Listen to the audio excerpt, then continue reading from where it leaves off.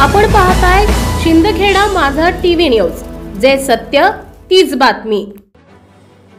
आषाढ महिन्यात सालाबाद प्रमाणे यंदाही सलमा नायक गुरु यांच्या मार्गदर्शनाने निफाड शहरात देवीचे आखाड पाणी झुला यांची निफाड शहरातील वैनतया विद्यालयामागील राजीव गांधी नगरापासून हजारो भाविकांच्या उपस्थितीत डीजे व मंगलमय वाद्य ढोल ताशांच्या गजरात भव्य मिरवणूक निफाड शहरातील राजीव गांधी नगरापासून सुरू होऊन छत्रपती शिवाजी महाराज पुतळ्याजवळून भारतरत्न डॉक्टर बाबासाहेब आंबेडकर स्मारकाजवळून मिरवणूक निघाली। यावेळी अनेक उत्साही तरुण तरुणींनी ढोल ताशांच्या वाद्यावर ठेका धरत आपले नृत्य सादर केले।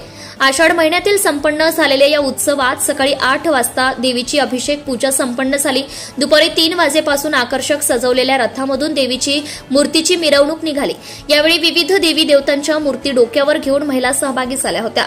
त्याचबरोबर डोक्यावर कलश घेऊन त्यावर लिंबाचा डगळा टाकून सजवलेल्या कलशधारक महिलांमुळे मिरवणुकीचे आकर्षण वाढले। यावेळी नाशिक येथील मालक सलमा नायकजी, गुरुवर्य श्री 1008 महामंडलेश्वर श्री श्री राजेश्वरी अम्मा, चंद्रकांत गुरु आव्हाड, गुरुवर्य प्रकाश गुरु वनीगड यांची विशेष उपस्थिती होती। निफाड शहरासह पंचक्रोशीतील अनेक भाविकांनी आपला सहभाग नोंदवत देवीचे व गुरुवर्यांचे आशीर्वाद घेतले। यावेळी विशाल महाप्रसाद भंडारा व रात्री 9 ते 12 वाजेपर्यंत देवीच्या गाण्यांच्या गायनाचा कार्यक्रम संपन्न झाला। यावेळी दूरवरून तृतीयपंथीय माता भगिनींसह महिला पुरुष मोठ्या संख्येने उपस्थित असल्याचं आयोजक गुरुवर्य राहुल आराधी उर्मिला गुरु यांच्या प्रतिनिधीशी बोलताना सांगितले। किशोर बस्ते, प्रतिनिधी कसबे सुकेणे।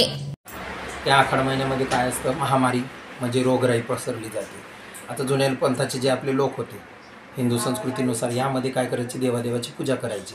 दही आणि भात याचं शीतळ नैवेद्य, कडुनिंबाच्या ढाळा लावलेले कलश हे देवाला शांत करण्यासाठी, त्यांना आपल्या गावावरती प्रसन्नता ठेवण्यासाठी। गावामध्ये महामारी म्हणजे मर्याई म्हणजे महामारीचं रूप आहे, मृत्यूचं रूप म्हणून, तर तिला शांत करण्यासाठी श्वासनी बोलावून दही भाताने तिला शीतळ करून तिला आंघोळ स्नान घालायचे आणि पूर्वी साथीचे रोग तयार व्हायचे। त्या साथीच्या रोगामध्ये कडुनिंबाच्या डाळ्याने त्याला झाकून ठेवायचे।